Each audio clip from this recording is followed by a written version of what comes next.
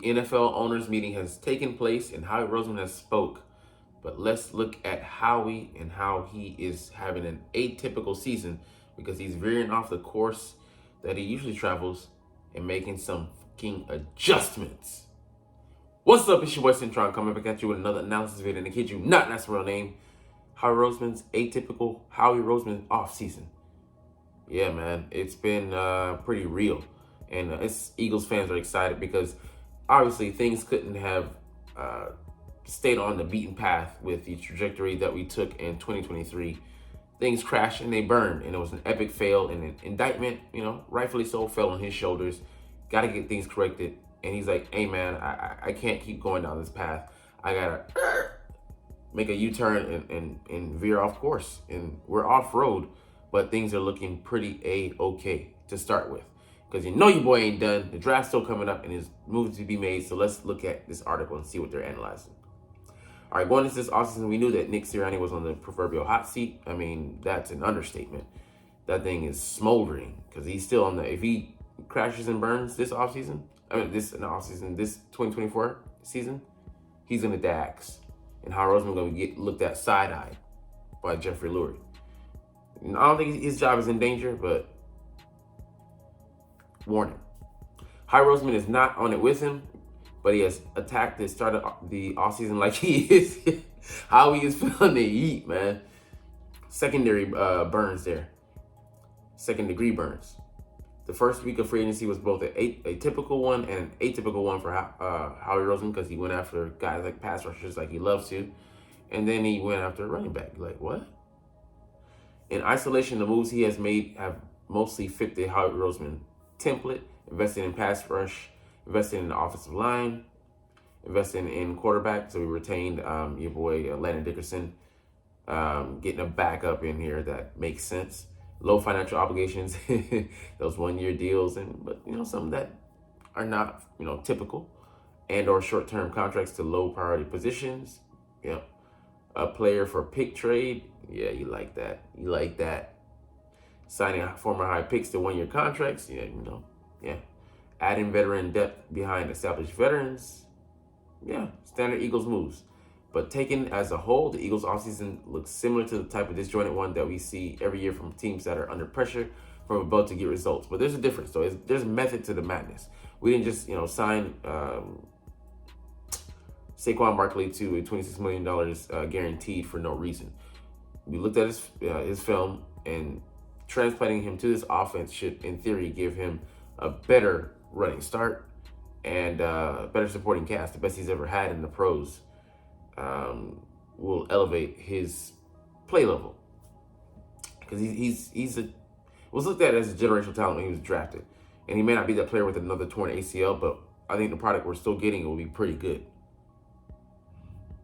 Predictably, they rarely work out. Yeah, but I think, like I said, there's setups to where make these not foolproof, but they're pretty damn good bets hedged. Prior to free agency, the Eagles tried to soften the blow of cutting Hassan Reddick or Josh Sweat by letting it be known that they were unhappy with their edge rushers play against the run. And Bryce Huff, while he's not a guy that has 324, I think, snaps or pass rushing snaps last year, with a 66 pressures, or 64 pressures, and like a 21.4% win rate, pretty damn good.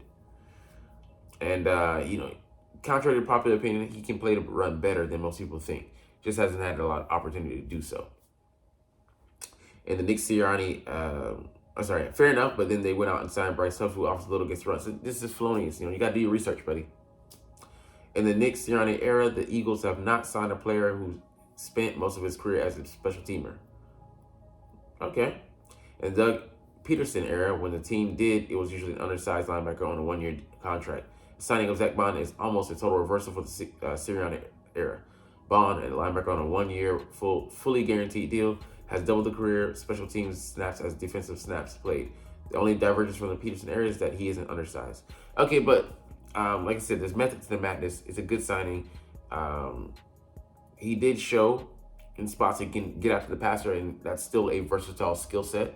And one we highly value here in Philly, and going to give us depth, and he gives them some quality depth there behind the starters. And we play a high rotation with those guys cycling in and out, so we need guys to be fresh.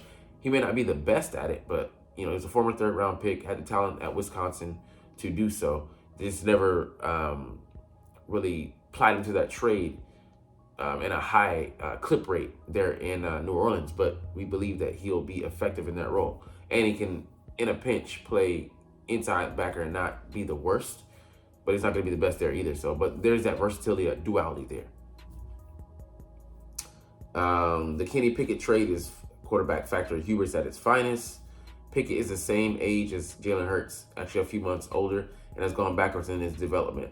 But like I said, this is, I'm glad to be reading this myself, but you're poking holes in their little faulty theories.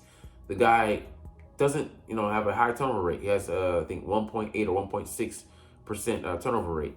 He takes care of the football.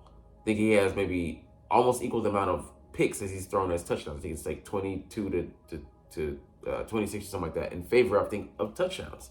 So you have a guy, low investment as far as the capital, counting against $2 million salary, and then next year 2.6, and then they have the option, which they're not going to pick up the 5th-year option. Obviously, we have Jalen Hurts at the table eating up all the goodies. But let me pause.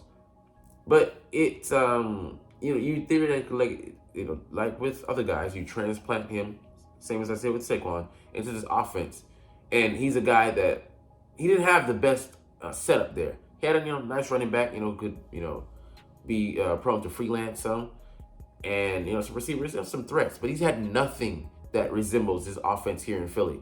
2,000-yard receivers in back-to-back seasons, 2022 and 2023, as well as a talented running back coming out of the backfield, and who's also going to be getting some pass catches thrown his way. All that spells success for a guy. He has to come in and just not screw things up. And then with AJ and Devonta, and then also Dallas Goedert, you should be fortunate to play this offense.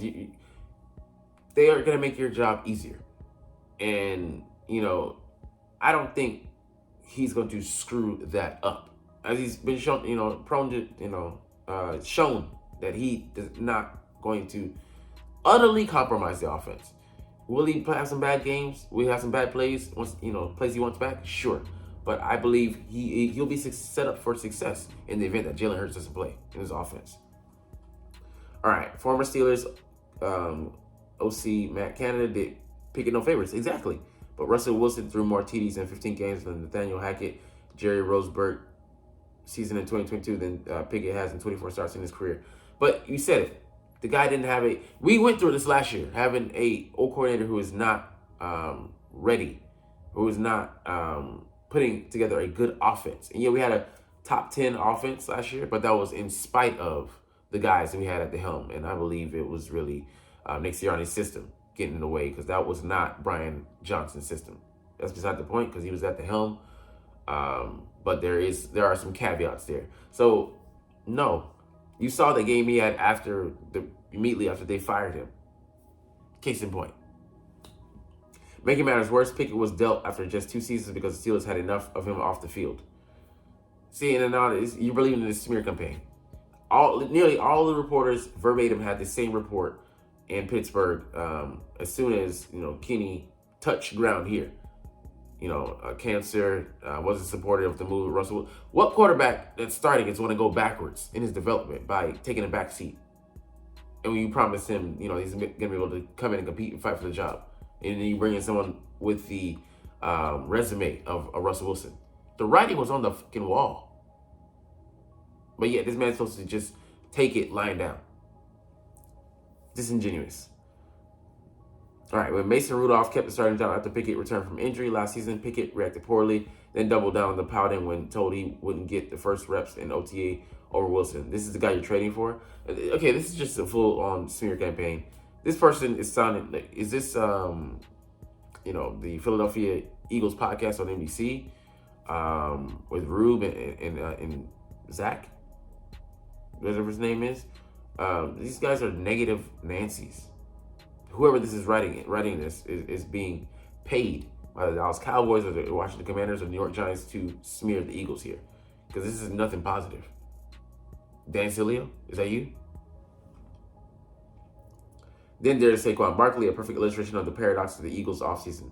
Roseman never spent significant resources at the running back position because the top of the market was overvalued. Yes, but he might not be as good as Christian McCaffrey, but he can give you, 60 to 80% of that. And that'll be pretty damn good. Like I said, he doesn't have to be the engine of the offense. The team will not be opposing teams won't be selling out to stop him. So that gives him a fair shot at being effective and more than effective. Miles Sanders, DeAndre Swift, look at their numbers before being contacted. Their yards per carry, tick up, playing alongside Jalen Hurts with his offensive line, with the weapons on either side of you. You're going to do well as a running back here. But the free agent running back contracts are no longer the bad business that they used to be. Barkley's contract has him as 18th highest running back cap hit in 2024. That's, again, Howie massaging the numbers. Then 5% of the cap in 2025, which is a R2, wide receiver 2 level percentage. Barkley got the same amount of guaranteed money as Darnell Mooney. Hey, baller. But Barkley is a risk that Roseman hasn't taken in the past. For one, this wasn't his typical buy low acquisition that he's made on every veteran running back as a GM. But he had to make a fucking change. And he's willing to do so. It just never came to fruition. He wanted to get Christian McCaffrey when the 49ers were in the market to get him from the Panthers. We just weren't able to do so. He was going to try and draft him originally, I think it was 2016. Just never got up to doing that. So it isn't that he wasn't willing to do it. He's only been willing to do it for a select few players. And it just so happens that, LaShawn McCoy, Westbrook fit that mold. I don't know if it's Howie Roseman per se, but he was the guy that, we valued. We gave him a second contract. Let's see. Darius Sproles was acquired for a fifth in cost-cutting move by the Saints. LeGarrette Blount was signed to a one-year minimum contract. Jay Ajayi was traded for a fourth-round pick after the Dolphins lost 40-0 to fall to 4-3 after going 10-6 a year prior. And these are special cases, but we couldn't count on the lottery that we were just gambling at, because we've been doing that at other positions: safety, linebacker, cornerback, and it hasn't been working out for us. But so Howie Roseman, one thing he does well is poach from other teams. They're good players, and he has the cap set up, most years, 2 out of 3 years, well, so that we're able to have the flexibility to make these moves to bolster the roster, to bring guys get in on good deals that don't compromise us severely in the immediate years 2, 3, 4 that after the deal has been signed. Darren Howard was acquired in 2019 for 2026 from the Bears. Chicago had already traded away their 2020 first, third, and fourth round picks. DeAndre Swift was required for a fourth and a swap of seventh 2 days after the Lions drafted Jahmyr Gibbs. They also had signed David Montgomery in free agency. Those trades are working the market. Yeah, I mean, sometimes things just happen. They hit.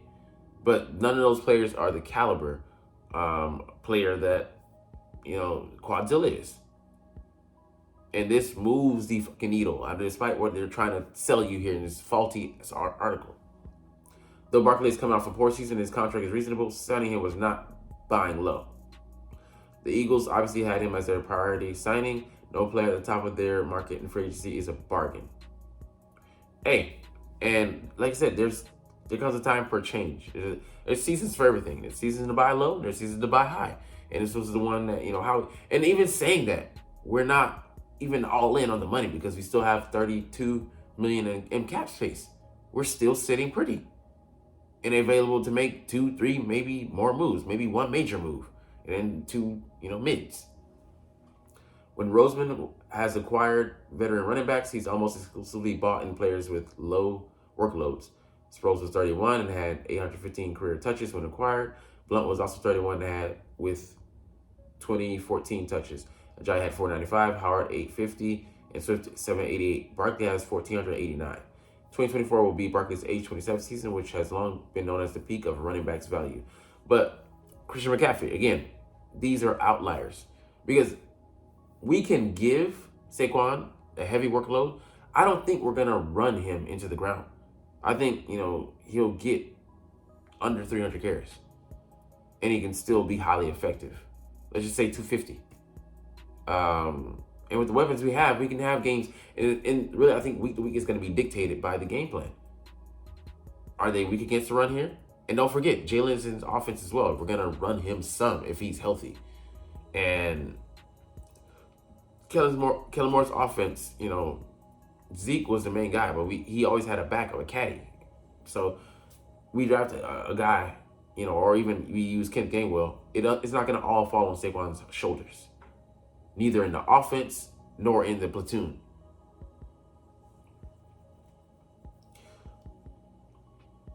Over the past 2 seasons, only 3 running backs have more touches than Barkley's 640. And again, faulty evidence. You're typecasting this. You're projecting from the Giants' offense. Cast that off. Put him in the Eagles' offense. There's too many mouths to feed for him to get the lion's share of carries, similar to what he did in New York. He was the fucking team. He was the engine. Derrick Henry, 690. Christian McCaffrey, 668. They're running him too much. But, I appreciate them doing that because I want them to break down. And Josh Jacobs, nothing personal against a player, but, it's just business. McCaffrey's the only running back who has played more snaps than Barkley's 1,573 over those 2 seasons with 1,589. And you've seen that, it's taking a toll on him some. But again, we don't have to do that. We have the luxury of not having to do that. Certainly going from the disaster that was the Giants' offensive line to the strength that is the Eagles' offensive line will help, like I was saying.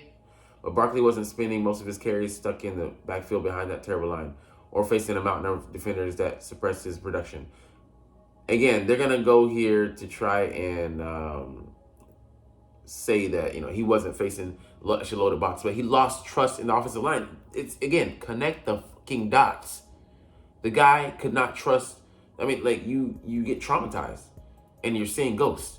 And that's the way he developed, the style he developed running to. He was so dynamic because he couldn't trust those guys to block the opposition on a regular, consistent basis. And when you have no other weapons outside of other guys, when you're the focal point, they're going to, your numbers are going to be worse off than if you're an offense where the wealth is shared, spread around. So, again, dumb arguments here. We knew that going into the offseason, the Eagles were going to have a strong season for heads not roll. After the first week of the offseason, there is no excuse other than Jalen Hurts getting hurt, which is the reason, not an excuse to not win the division. Yeah, I think we have the division in hand right now, but hey, you still got to go out there and play those games that we learned last year down the stretch. 1-7. The Cowboys are treading water at best. Yeah, they lost several starters or contributors and signing just one player so far. So they've gotten worse. And they had to hit it out the park in the draft to reload, to even get back to, to even where they were last year. The Washington Commanders added a high volume of nothing special players and will start a rookie quarterback. The Giants, well, they exist. Exactly. We should be the favorites to win this division, as is. The Eagles are committed to this core of players for 2025. The only players with the flexibility of contract restructuring are Barkley and A.J. Brown. And Brown is the only one they can move on from that would give them significant cap savings. If the Eagles fail this season, what happens next? Yeah, we're going to nuke this and blow up and start over, really. And I think Kellen Moore might be heading that, team up. But anyways, that's something to talk about for another day. But I hope I successfully dismantled this guy's faulty logic. Who the fuck was this, man? Don't even know. Dave Mangels. Just, you're wrong, bro. So much. But anyways, you're not even watching, though, because you don't. Anyways, I forgot my tagline. But hey, I love talking about the Eagles and I love making these videos. So we'll chunk the deuces. But as always, it's fly, Eagles, fly. And let's motherfucking go. Like, comment, share. Subscribe. Thanks for watching. Check me out at Cintron, Cintron Anime, Cintron Life, or Cintron Laughs, or other social media.